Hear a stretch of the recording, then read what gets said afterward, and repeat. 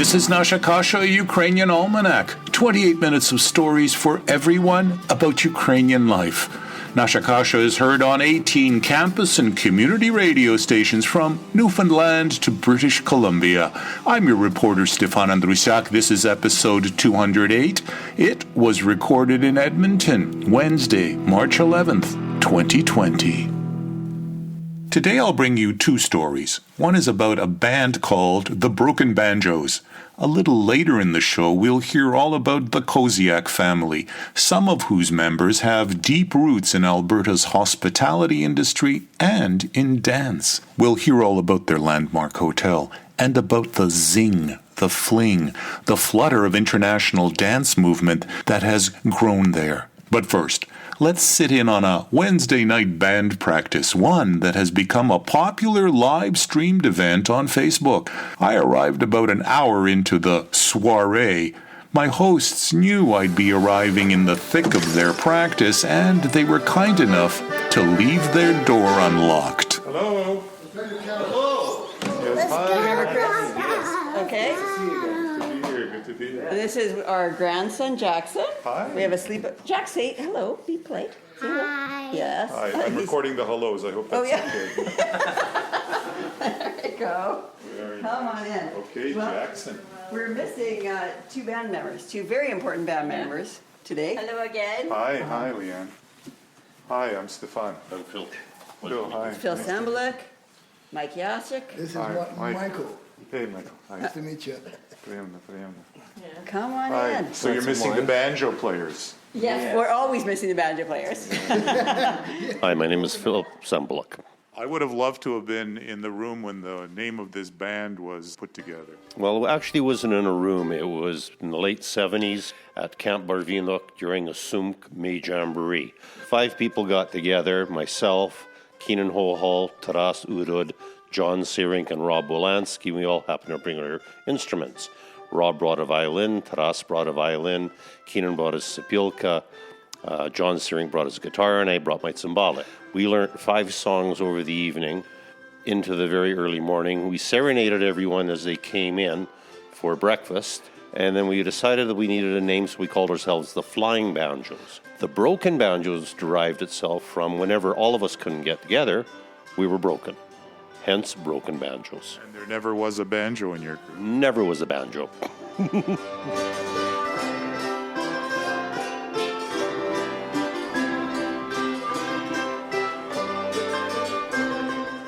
I just come back from Australia, so for 6 weeks I've been gone, so I'm not very good. I'm just practicing. What do you play? I play accordion. Okay. And what's your name? Mike Yashik. I just play by ear, so I've been playing for about 18 years. Yeah. Is it hard to play by ear when these guys are on a roll? It is a little bit because there's a lot of minors and stuff like that, and I'm not used to playing Ukrainian music that much. But yeah, I have my own band. It's called Touch of Country in the Stony Plain, and we do old-time polkas and waltzes and stuff like that. You know. Old-time country with an accordion. Yes.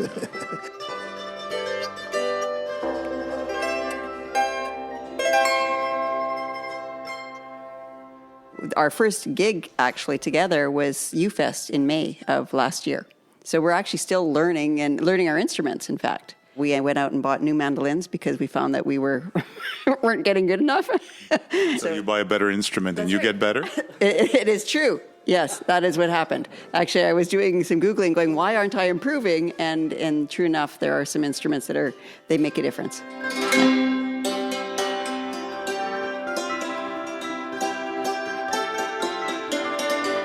Can you tell me about the dulcimer? I mean, you strike strings with little hammers, mallets? With little sticks, little patichker or whatever. Someone once told me the word for them in Ukrainian meant the bone from a chicken drumstick. Whether that's true or not, I don't know. Kistke. They're called kistke. Oh, okay. That's interesting because one time I was at a party and I sat on my kistke and broke them, and I ended up using bones from turkey drumsticks. And it worked, so I thought it was quite interesting. Yeah, the conservation movement has nothing on Ukrainian culture. I guess I agree. we throw nothing away. The first time we were getting together, what they had was a napkin.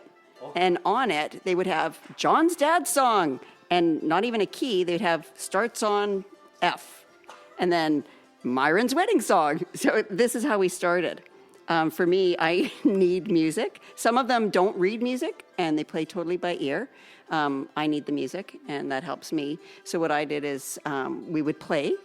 I'd go back, and then I would try and out on the piano or whatever, and then put it into MuseScore, create the sheet music. And then Rick also did sheet music as well. And just it kind of evolved.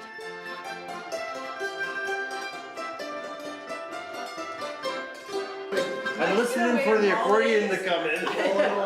Where are you, Mike? I You're still in New Zealand. I wonder where you gone from,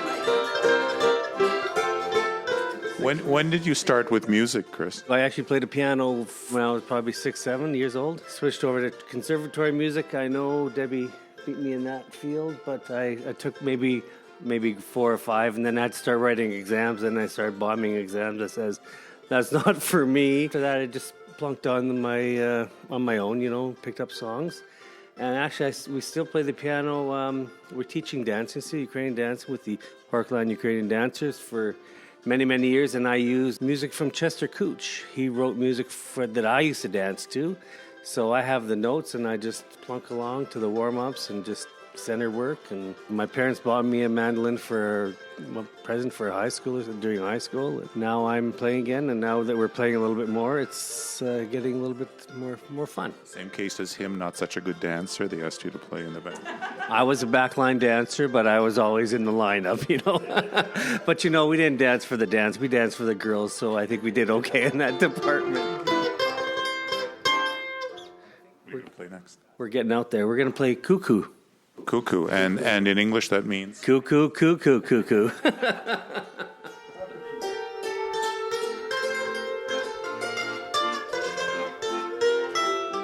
How did you and Chris meet? Well, our parents knew each other. They went to youth together, but it was through dance. If we hadn't danced, I don't think we probably would have got together. Saw him at church sometimes. Why him? Love at first sight. Yeah.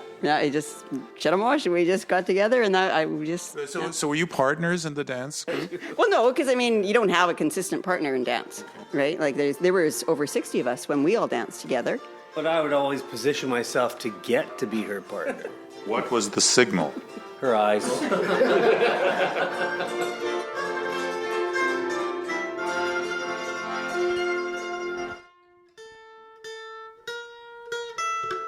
Try that again.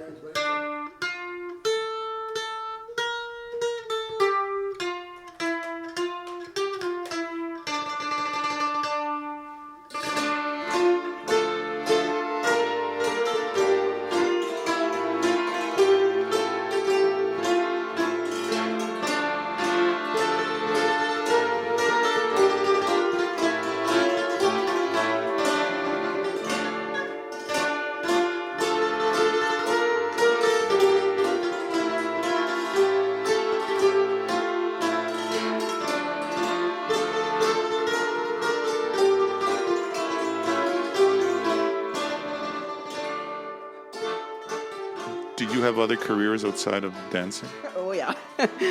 We're both teachers. Mine by education, in that I never did go into a school and teach. We got married young, had our kids young. It was hard to get a job when you were pregnant with your second kid. And You taught at home. yeah, I did. And now we manage a hotel. And so it's a family business, the Chateau Louis Hotel on Kingsway. And then recently, Chris retired from teaching. So he's now our facilities coordinator. And So you've got this hotel, so the hotel can't say no if you want to play there. Actually, it's been very good for the hotel, too. It brings in quite the crowd. Like at Christmas time when we did our little gig, people actually ended up leaving because they couldn't get a table. We've had people with tears in their eyes. It's a different style of music. It's just, it's like the old kitchen parties. Tears in their eyes because you play well.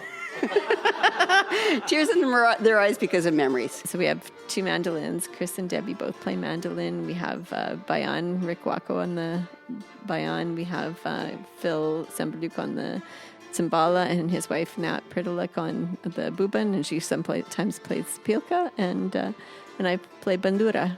We have our wine, and we have our food, and we have our music. So it's at our friendship. So it's a lot of fun. Friendship, that's what it's all about. Yeah.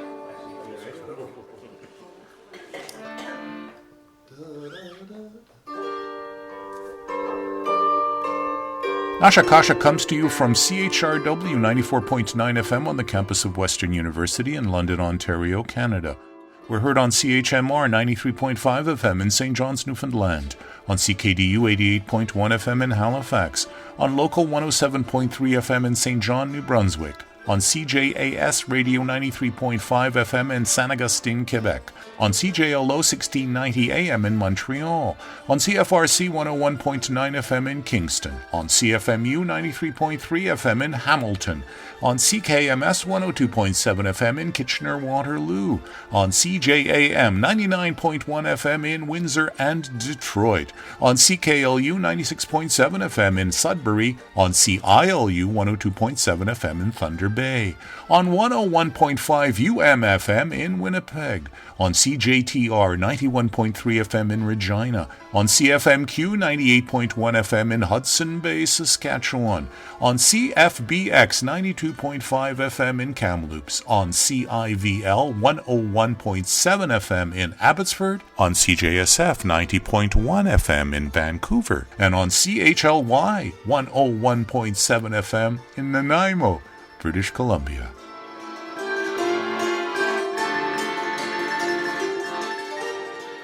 When we first started, we played and then we made a plan right away.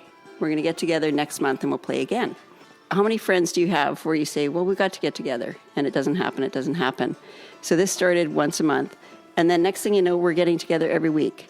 So for people who are very busy, I mean, a lot of us are working 2 jobs. A lot of the guys are retired, but the girls are working a lot. But you're not bitter. No, of course not. But to be able to get together once a week to do this and to make the time, I think it really speaks a lot.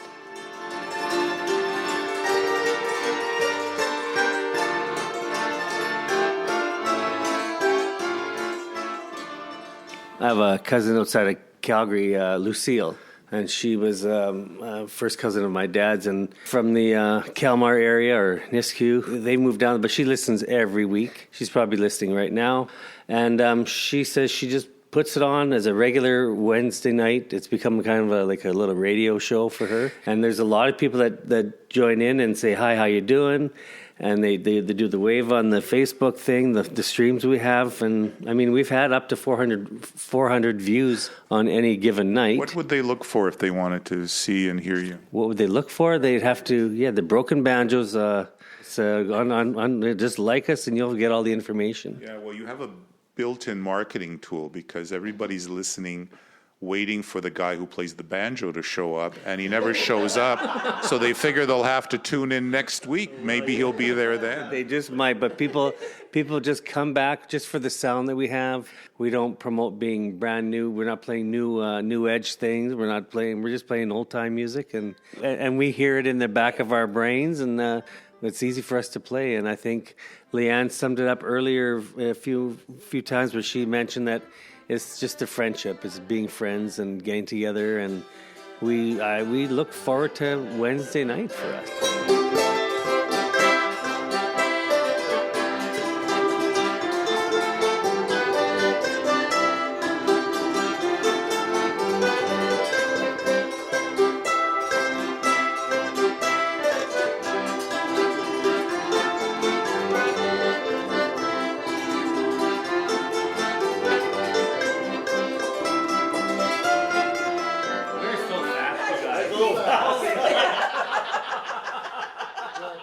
My name is Leanne Koziak, and I am the artistic director of Vinoc World Dance of Edmonton. We're sitting in the Chateau Louis Hotel and Convention Center. And Conference Center, yes. And Conference Center. Tell me about your early years. We are a big family, especially on my father's side, lots of siblings and cousins, and now new generations of Koziaks. But we were brought up with a strong sense of the Ukrainian culture and the Ukrainian religion. We went regularly to Mass. We were involved in dancing. We took music lessons. We sang. Where did the Koziaks come from originally? Originally, as far as I know, the Koziak family was from the Przemyśl area, which is now in Poland, just across the border. The cousins, most of them that we know they're in Ukraine, are in Lviv. I believe that they came in around 1910. All of my grandparents were born here in Canada. None of my grandparents were born in Ukraine. My great-grandparents immigrated, some of them when they were quite young. And your mom's maiden name? Melnichuk, or Melnichuk, yeah. So the Koziaks and the Melnichuks. Yeah. They go by Melnik, most of them. I don't imagine that they were in the hotel business when they first landed here. No, but the hotel business in our family goes back to my great-grandfather, White Q, my dad's mom's dad. He was the first one in the hotel industry, and that was over 80 years ago in Alberta. So we know that we can trace our roots back to, I think, 1937. I believe it's the Chipman Hotel in Alberta. That led to my grandfather being involved in hotels, and my grandfather and my grandma had the St. Michael Hotel in St. Michael, Alberta, and then, my dad became involved. And so we honestly don't know how many hotels Grandpa Koziak was involved in. Somewhere around 22 to, it could be a lot more. And one of them was the Chateau Louis that we're sitting in right now. Correct, yes. He became involved with this with another partner and his brother, Peter Koziak, and then slowly descended down into the other generations. And now a bunch of us are still working here and, enjoying it. When I think of Chateau Louis, I think of the decadence of France. Did someone in your family have the name Louis? No, the hotel was built by a fellow named Louis Letourneau. My grandfather and his brother and the other partner bought it from him, but he named it after himself. So it was originally the Chateau Louis Motor Inn. My recollection from living in Edmonton back in the 80s was that this was ideally positioned across from Edmonton Municipal Airport. Does that airport still exist? No, they closed it. Was it a shock to the system when they closed the airport? I mean, people would fly in and here's the hotel. My dad always said that if the parking lot is full, the hotel is full, meaning that, it wasn't really the people who were coming into the airport. It was a sad loss for our city in general because it wasn't an international airport, it was a regional airport. And it really connected us to the northern part of the country. It connected us to Calgary. You could go 15 minutes before you wanted to leave. You could buy a ticket on the Airbus and you could hop on and go to Calgary for the afternoon and still be home in your bed by night. And that was kind of a loss, the direct transportation. There was a direct flight from Ottawa. Again, same thing. It was like a hop on, hop. And probably in this day of age with all of the security, it might not be possible. But I think it was a sad loss for our city to lose that connectivity to the regional aspect, regional parts of Canada. Which year did that happen? Our family bought the hotel, I think, in 1976, and then it's just it's kind of been a slow progression to the succession into the younger generations. How many people are now working from your family in the hotel? Currently, there's 5 of us. Yeah, my dad's still involved as the president, and he still works. And Debbie, Dawn, and I are involved in the management part and human resource. And then my cousin Adam works, and he's the manager of the liquor store. Do the Koziaks, have they ever done a head count as to how many people in the family? Oh, yes. My mom has, I think, 9,000 people on her family tree database. Yeah, actually, I have a few cousins and my daughter who work in the hotel casually and do things like bartending. So lots of people asking for family discounts? Oh, yeah, of course. Talk to me about growing up in Edmonton, in the Ukrainian community. Well, I think we were very blessed. We were blessed with a very strong sense of faith and all the friendships, the beauty of the traditions that we were given growing up. Things that we do at Easter, the things that we do at Christmas are still things that we do with our own children. I danced with Chadomwash Ukrainian dance group from 15 to 21, so about 6 years.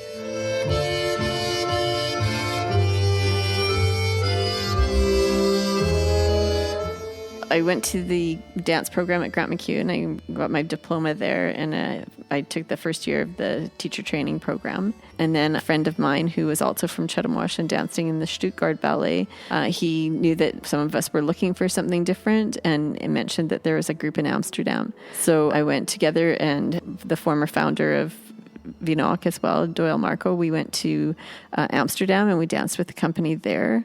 And they really opened our eyes to the power of international folk dance and the beauty of, all these different cultures and what they had to offer.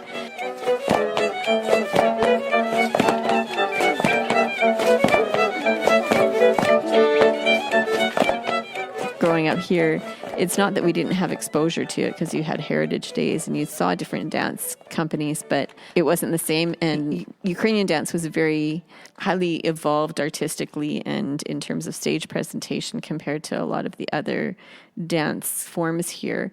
I guess there was a lot of Ukrainians in Edmonton, for one thing, but you had people like Avramenko and people who came in and sort of elevated the quality of the dance and took it to a real stage form. So to go over there and then find out that there's also numerous other cultures that also have, a very highly evolved artistic aesthetic was a real eye-opener. Some of the different rhythms, like I didn't realize 11/16 was possible until as a time signature until I went and started learning about Bulgarian rhythms. And I think I was thinking 2/4 3/4 4/4. That's it, right? This is Edgar Medeiros demonstrating the 11/16 time signature. You also heard music from Edmonton's Cheremosh dancers, the Weavers Dance, music from the Romanian Lads Dance, and composer Jacques-Martin Hotteter's Suite No. 4 in E minor from the court of King Louis XIV, circa 1708. Hi, my name is Thaisa Corsero, and I am Leanne Koziak's daughter. No siblings, no. I feel very blessed to be a Koziak. When you come to an event, do you need an organizational chart? I used to.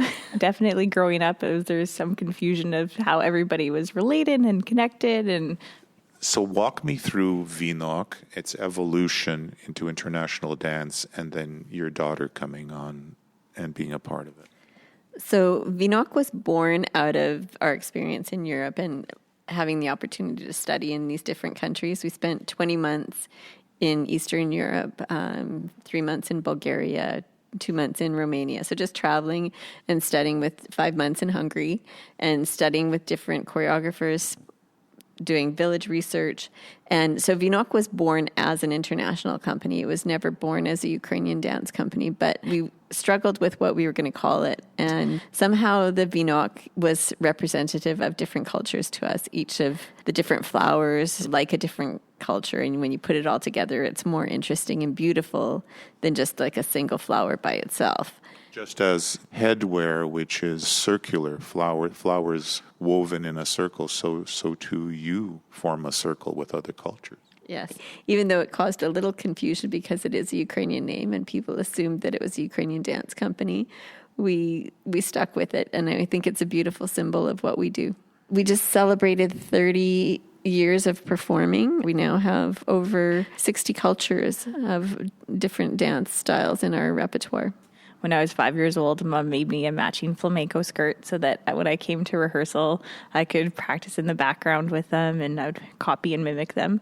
So I think I grew up with this dance company and I don't remember a time without it. So when we have our Christmas Around the World show, we typically have our Hasidic Jewish dances. That is a crowd favorite. And we covered Romania, Bulgaria, Ukrainian. Fairly often. French Canadian we do quite a bit. Irish, flamenco.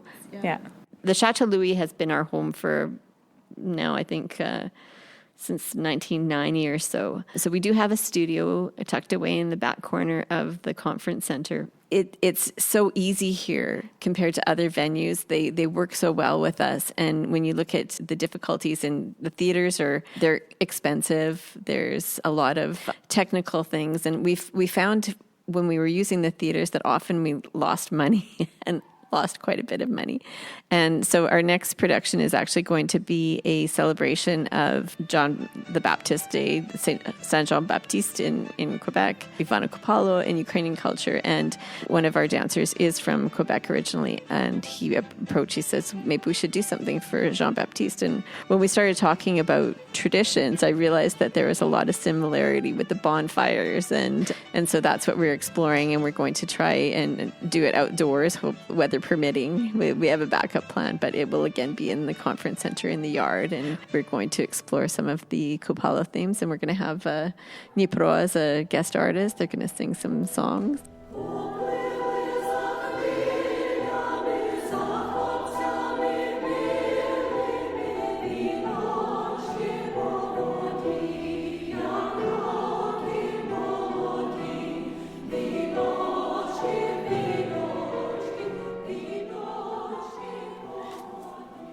Who's this? This is Carrick, and he is 6 weeks old tomorrow. Congratulations. Thank you. You're not just babysitting. This is. This is. He's our youngest member of Vinoc because he was in the show in Christmas Around the World. Is he the youngest Koziak? Right now? Yeah. This is an exciting time, I think, for both of us. Taisa obviously becoming a mother is a big deal. And for me, becoming a Baba is a very big deal. And, to see the progression of life. And, it's a little sad kind of feeling like you're old. But I think it's still a very exciting time. Seeing that Vinoc has survived the 30 years, the government still here are very supportive, and we have been able to survive, and it's exciting. Wow. Quite amazing. He's growing. His head's really big. Is that the pre-burp complaint? That is, yes. That is I'm still hungry. Why are you trying to burp me right now? Along with Baby Carrick in this segment, you heard the Edmonton Dnipro Choir singing Spring Round Dance, a dance with a crown of flowers. It's called a Vinoc. Leanne's Vinoc World Dance Company, whenever possible, appears with live musicians. Here they are playing a melody simply called Métis.